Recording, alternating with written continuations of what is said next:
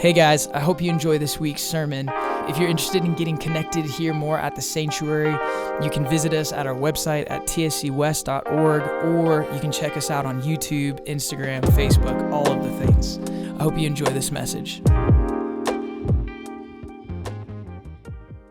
Last week, we concluded our week of nonstop prayer here at the sanctuary. Who here got to participate at all going into that prayer room? It was awesome, man. I've been involved in prayer rooms like this for quite some time, and this is one of my favorite ones I've ever helped facilitate. And some of the stories that are coming in are just really, really special. If you have any stories of maybe ways you've engaged with God or that God met you, we'd love to hear them. Sharing testimony is a really big part of a healthy spiritual community. And so if you experienced anything that you'd want to share with us, we'd welcome hearing that. If you don't know, we spent 24/7, we prayed for an entire week. And it just was really special. Leading up to that, we've been doing a series on prayer. We've talked about prayer in a couple of different ways, and today I am going to conclude that series.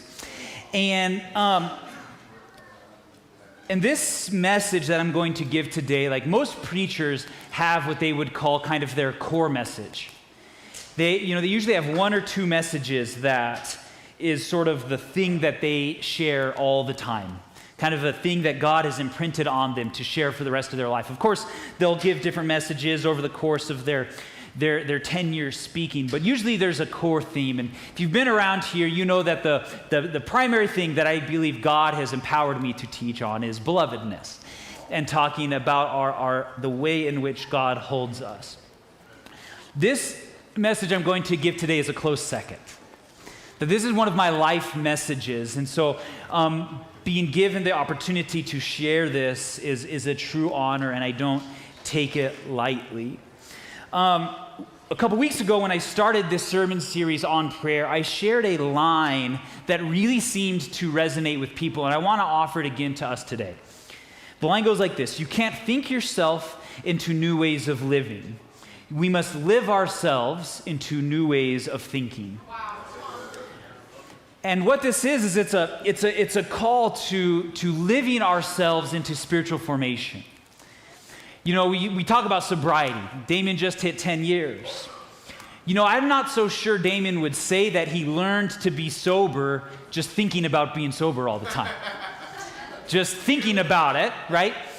You got to do things that put you in a position to learn how to be sober, to learn how to live a sober lifestyle.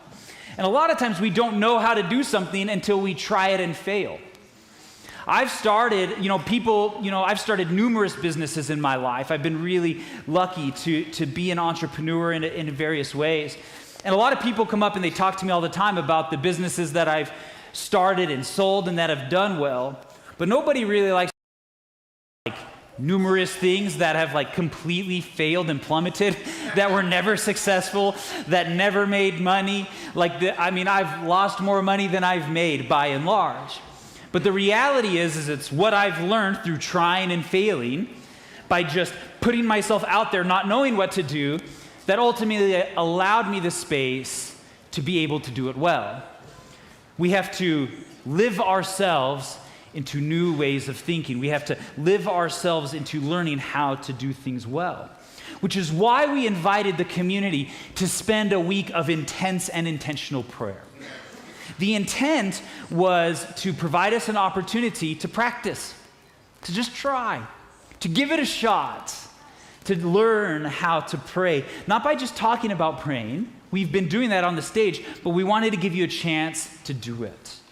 We do it in order to learn. And I think it went really well. One of the kind of phrases we've been hearing is that it felt like it was prayer school. That some people who hadn't really learned or spent time in intentional prayer were given a chance to really deepen their understanding of how to do it. It felt like school. But the reality is that our prayer lives are not dependent on a prayer room or a week of intentional prayer. It was awesome that we had that. But the reality is we can't spend the entirety of our lives in a special prayer room. The entirety of our prayer life can't be dependent on well-curated atmospheres with gorgeous music and a perfect little environment. It's very helpful, but that's not reality for the totality of our prayer life. And so as we close this prayer series today, what I wanted to talk about is how do we engage in our prayer life moving forward when we don't have a prayer room? And what's the point? Why do we engage with prayer the ways in which we do, especially when we're just out and about, when we're not in a particular environment? What does prayer look like for us moving forward? So I want to talk about some of the core purposes and kind of really practical steps behind our everyday prayer life and what that looks like for us. So the title of today's message is Prayer as Friendship. Prayer as Friendship. And I say this because I think friendship with God is in many ways the core of what we do and who we are as Christians. And I want to make it incredibly clear that I'm being very intentional with the word friendship. I think in our common language, we're quick to say things like, I'm a friend with God, or I have a relationship with God, or I believe in God, while actual intimacy with God is actually quite absent. You know, there's a huge difference between knowing that someone exists.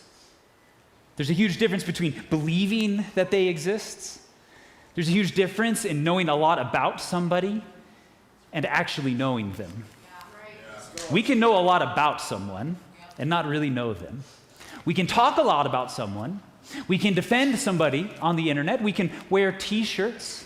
We can show up to the events and still not know them very well, right? I know a lot about the Colorado Avalanche, but I actually don't know any of them, you know? So for me, where this language of friendship is especially potent is that the dynamics of friendship are helpful metrics when it comes to pursuing intimacy with God. When we view it through the lens of friendship, it can help us identify the places where we need to deepen our intimacy, where we really need to engage with God. For so many of us, it's time to honestly stop learning about God, and it's time to start getting to know God. And I think that's one of the core things that happens in intimate prayer, is we get to know God as a person. We begin to develop an intimacy and a friendship. But for many of us, I think there's a desire to know God. There is a longing to be close with Him. But for a myriad of reasons, we keep God at a distance.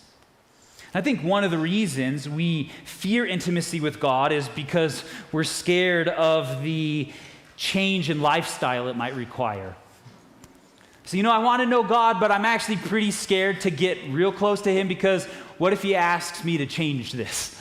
Or what if He asks me to evolve? What if He challenges me to shift the way I live and exist in the world? And so I'm going to kind of get to know God, but I'm not going to get too close so He doesn't ask me to do too much, right? I know that's been true for me at times. But I think another reason, and I think this one sinks even deeper, is we actually fear rejection. I think we want to be close to God, but we don't want to be so close that if God really got to know us, He might not like us very much. So we reason that it would probably be best to keep God at arm's distance to avoid the pain of possible rejection. The fear that God might reject us is so large that we're willing to kind of not risk it. And then what happens is we develop a lifestyle where there's only a mild intimacy with God. But my friends, we are not condemned to a lifetime of desiring closeness with God, to only be held in distance and bondage by such fears. I truly believe there is a friendship and an intimacy with God that is available to us that transcends any reason why we might keep God at a distance. And I believe more than anything, using prayer as a conduit of friendship is the way in which we all have an opportunity to realize the closeness with God that is intimate, that is possible to us. So the question is how? How does prayer cultivate friendship with God? I think the first step in overcoming our fears of intimacy, our fears of rejection, is we have to recognize and be honest about those fears. So even when I just said what I said and a couple of you groaned and you're like, oof, that feels true, we have to be honest about them. We must pay attention, not to just our thoughts about God, but how we act towards God in our life. Again, we have to just be honest about it. Why are we scared? Take an inventory. God, why is it so hard for me to get close, to be honest, to be vulnerable with you? In Exodus chapter 20, the Israelites tell Moses, they're like, yo, Moses, we'll listen to you, but listen, if God talks to us, we're going to die. So we don't want that. We just want to talk to you, bud. How about that? Let's make a deal, because we're scared of being that close to God. We're going to die. You know, and then Moses is like, don't fear. Like, God's not scary because he's just going to crush you like you think he's going to. But here's what's awesome about that, is that they expressed what they thought. They expressed to Moses how they felt. They literally said, I'm scared of this, Moses. They articulated their fear of intimacy, and they told it to somebody they trusted. So what's the first step in getting ourselves closer to this friendship and intimacy with God? It starts with honesty. If you're scared of God, tell him. Tell him, God, I'm scared of you. Can you help me get over this? Can you help me figure this out? You know, God, I've had a lot of disappointment in my life. I don't really trust you. I've been let down by leaders. I've been let down by my parents. I don't really know what consistency looks like, and I honestly don't think you're very consistent. Tell him. This is the first step, is to be honest. God, I know the Bible says you're love, but I've never experienced you in this way. This is how I honestly feel, God. This is the first step. And it's until we can bring this level of honesty to God, we won't find the depth of intimacy we truly long for.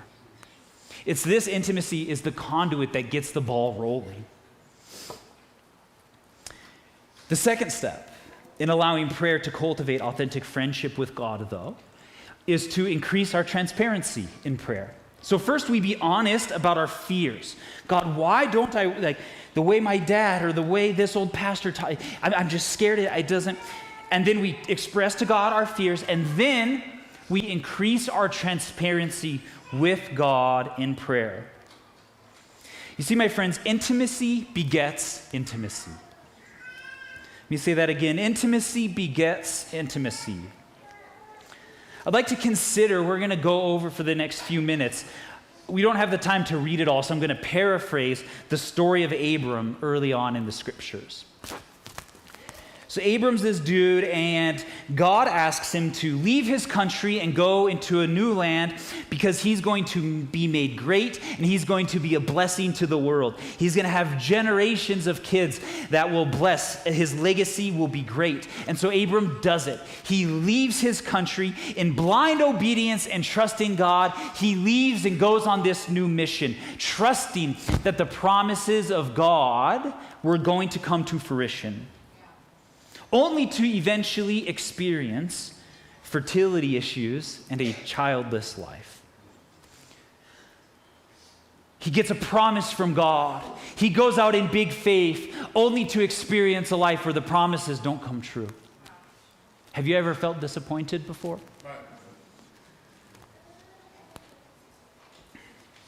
But what's awesome is, as this story begins to develop, is Abram starts to ask God, yo, dude, why, you said this was going to happen and it's not. How do you plan on making this thing happen? And then he takes it to God. He asks the obvious questions. He doesn't hide it. He tells God what he's feeling, what he's thinking. And then God responds, and he says, these are my promises. And then after God responds, Abram goes back to him and says, I don't believe you. I don't feel like it. This hasn't been working out. And then he asks God for a sign. And God responds to him again. Notice this back and forth nature in their dialogue. God's making promises and Abram's saying, I don't know, give me a sign. This doesn't feel right. And God's saying, I promise you. There's a back and forth dialogue in transparency between God and Abram. And we could look at this and think Abram's just being whiny. Or we could judge him for his lack of faith. Just believe him. Just believe God. Have more faith. But I see here is someone who is engaging in an intimate relationship and conversation with God. He's cultivating a friendship with God. They're going back and forth. If we want intimacy with God in prayer, if we want to cultivate relationship with him, we must be willing to increase our transparency in our dialogue. And this includes our doubts. This includes our questions. This includes our frustrations. We must take these things transparently to God in prayer. Fast forward to chapter 17, Genesis 17. Abram is 99 years old. His wife is 89. And guess what? They still don't have kids. And then God tells Abram again, he has the audacity to say, yo, dude, the promise is still here. It's still going to happen. And among this time, which many scholars believe is a sign of God's intimacy with Abram, he changes his name to Abraham. And his wife's name is changed to Sarah. And then God says again to them, Sarah will have a son. And you know what Abraham does at that time? He laughed. You serious, bro? I don't know if you know how this works, but I'm 99.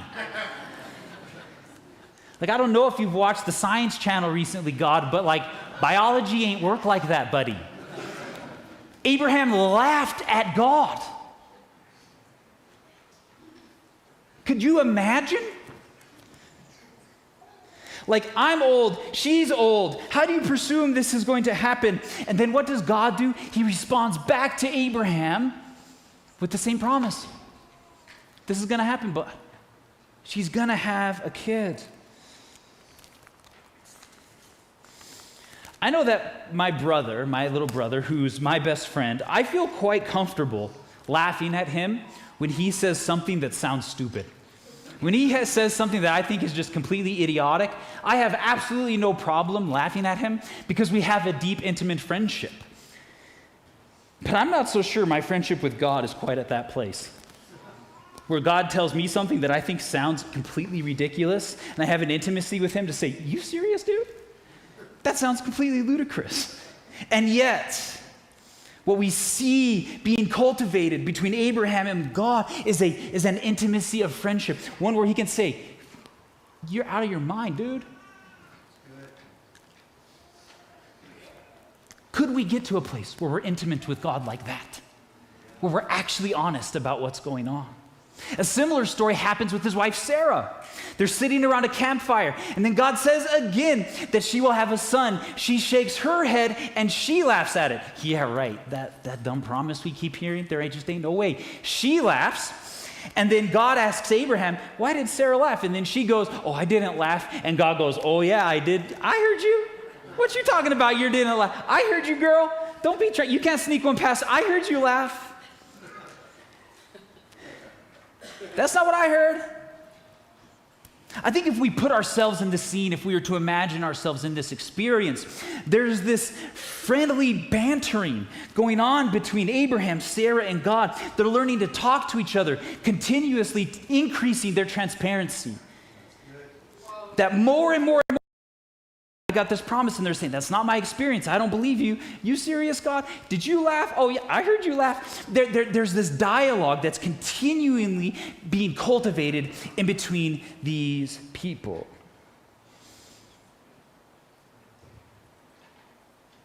As they engage in transparent and honest discussion, their intimacy deepens.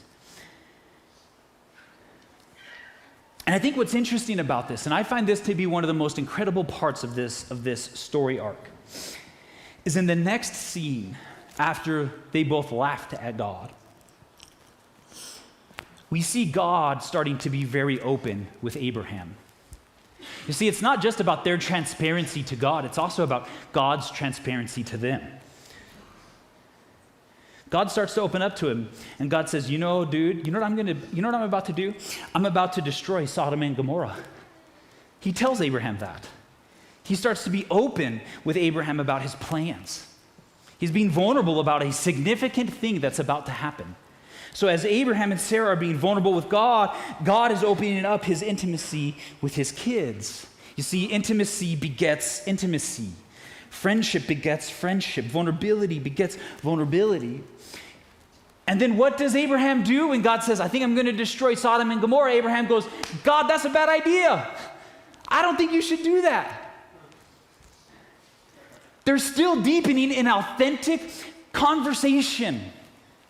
Have you ever thought about talking with God like this? Actually being in a real friendship, actually knowing him as a friend. I've screwed up a handful of times in my life. And you know what? Dr. E is a good enough friend that when I screw up, he goes, dude, that's not a good idea. You kind of screwed up there. And you know what? I do the same thing for him. Because we love each other, because we care about each other. But it didn't happen the first day they hired me. It's not like we were just radically intimate, sharing a deep friendship. It's taken a lot of time. Cultivating intimacy, when we admit our weaknesses to one another, we begin to trust one another more. And the same happens with God. I think God felt so comfortable saying, Abraham, this is what I'm going to do. Why? Because he knew Abraham would have a good conversation with him. They had a friendship. Now, what's important here is not to read stories like this and say, man, Abraham and Sarah are so cool. Look at what a crazy life they have getting to talk to God like this. The point of these stories are to expose us to the disposition of God. Meaning these stories are here to teach us what God is like. That we can read this story and say, this is God's character. That when we talk to God, God will talk back. That we have freedom to be honest with God about our doubts and fears. That we can ask God questions. That we can be in authentic relationship. This story isn't just about how cool these two are. It's about showing us the character of God. This is how God acts.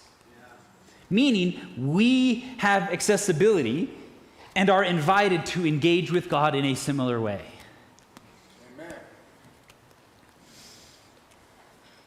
Thirdly, as we begin to increase our constant transparency with God, we're invited to reveal our needs to him. Now, the common protest when I suggest that people with more intimacy and intentionality reveal their needs to God, the common protest is that God already knows what's going on in my story, which is true. But if prayer is actually an intimate friendship with God, it's not just about sharing information with him. It's about the conversation. It's about the communication. When someone comes into my office, let's say their son has just passed away, I already know they're broken. I already know that they're suffering. I already know that they're in grief. I don't need them to tell me that. I already know, right? But them telling me about their experience is not just about the transfer of information. That's only just a minuscule part of the engagement. Where the true healing and transformation happens is as what they're experiencing is shared and expressed with honesty, with emotions, with feelings, and with intimacy. Healing begins to happen. So in telling God what we're going through, in expressing our needs to God, it's not just about a transfer of information. It's about the invitation to commune with and dialogue with the divine so that we can engage in a friendship with him. It makes me think of Hannah. Here she is praying with deep intent. Eli comes into the house and she's like, yo, you're drunk. And she says, no, I'm not. I've been pouring out my soul to the Lord. She speaks to her anxiety and deep pain that she's carrying. I think if she was just trying to tell God about what was going on, she wouldn't have appeared drunk.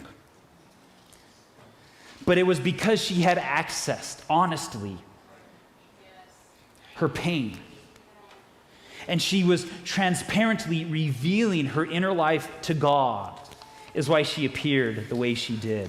You know who else teaches us to pray like this? Jesus. You know, it's Jesus who was really honest with God in the garden before the cross. He said, yo, dude, can you take this cup from me? Like I don't want to do this. Like, this is about to suck. And if there's another way, can we do that, please? Like, do you see the honest transparency that Jesus himself, the Savior of the world, was asking God for like another way? Like, if it's possible, God, like, can we try a different one? Like,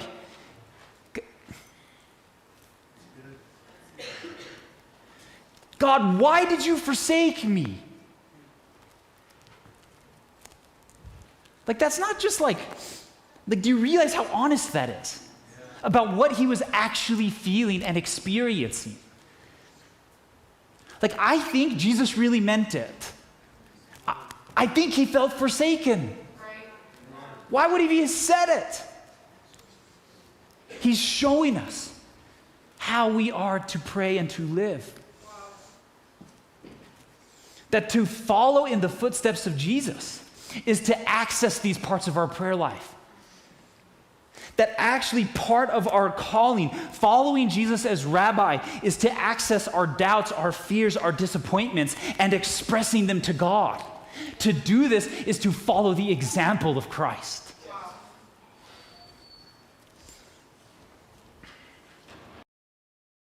One of the best pieces of advice I've ever been given on prayer was actually only just a few months ago. I had just found out that I have an unruptured aneurysm in my brain. The doctors, we've been doing some brain scans, and there's some alarming things that are happening inside my head. And then at the same time, some financials in our life had really shifted and fell through, and life got really pretty hard, and we were pretty filled with some fear. And so I did what I usually do, and I go on these little silent retreats. I go to this retreat center. And so I went to go spend 5 days at a silent retreat. And I sat with a spiritual director every day while I was out there. And she listened to me for about two or 3 days. And usually they don't talk much, they just listen a lot. And then she looks at me and she goes, Tyler, my son, just this old Catholic woman, just a sweetheart. Tyler, my son, I don't think you've prayed for a few years. I don't think you've been praying, she told me. And I kind of took offense to that.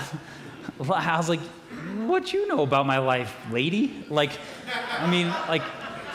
you've been real cool listening, but now that you're talking, you know?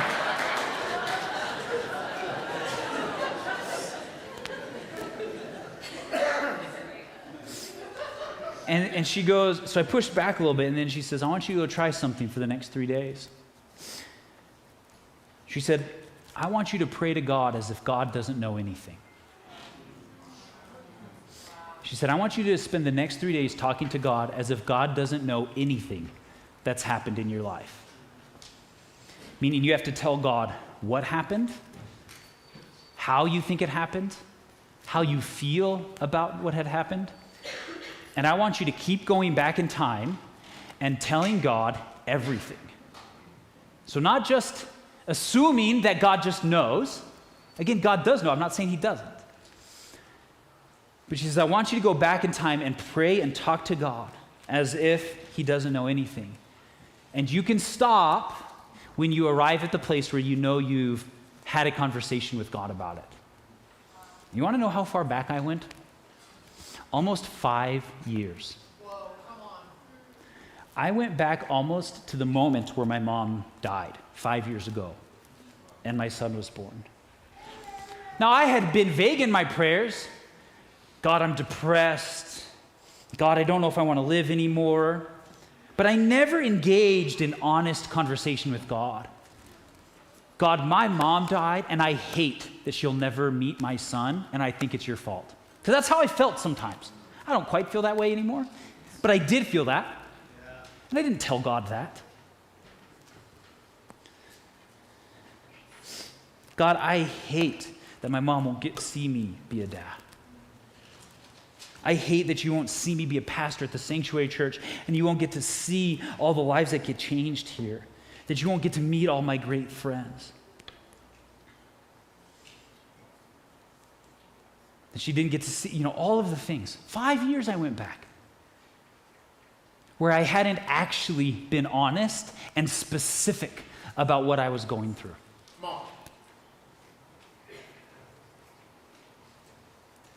And I can't tell you the intimacy that was cultivated, the companionship I felt with God as we began to talk intimately about what was going on in my story. In John 15, Jesus says, I no longer call you servants because a servant does not know his master's business. Instead, I have called you friends. My Father, I have been made known to you. Meaning, I call you friends. Why? Because I share everything. I've made it all known. Servants and slaves, they don't get all the information. The dialogue doesn't exist there. I no longer call you servants. A servant doesn't know the business. But friends know the business. I call you friends, for everything I learned I have made known to you. I've made it all known. This is the conduit of friendship. So, the invitation here, moving forward, and what we're going to spend the next maybe 5 or 10 minutes doing is we're going to try it.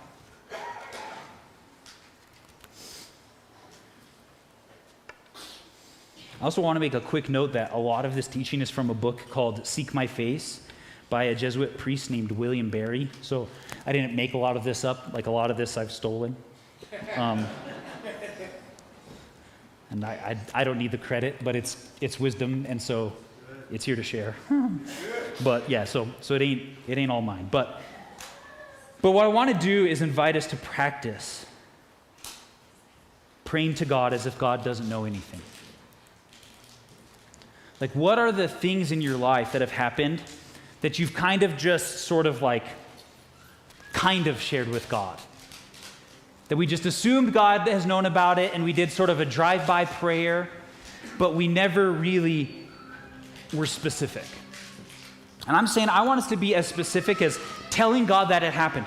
God, my wife left me 10 years ago. God, I've been gambling, and my husband doesn't know. I know you know, and we've been talking about it, but they don't know. Or, God, I've been scared I'm going to die every day since I had my car wreck, and I'm perpetually in fear. God, can I tell you about my car wreck, what happened? Or God, can I tell you about the night I tried to kill myself? I just want to tell you about that night. Tell you how I felt.